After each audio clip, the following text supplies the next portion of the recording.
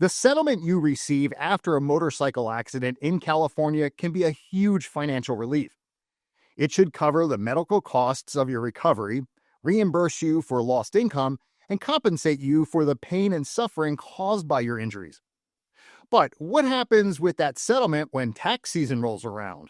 The good news is that many parts of your settlement are completely tax exempt. You won't have to pay taxes on money awarded for your hospital bills, physical pain, emotional trauma, or loss of quality of life. However, other parts of your settlement do get taxed, like compensation for lost income and property damage. Knowing that some of your settlement may be taxed is all the more reason to work with an experienced motorcycle accident attorney, like you'll find at Mason Law. At Mason Law in California, we'll work with you to build a strong case and fight to win you fair compensation. So if you or someone you love has been the victim of a motorcycle accident, contact Mason Law today for a free consultation.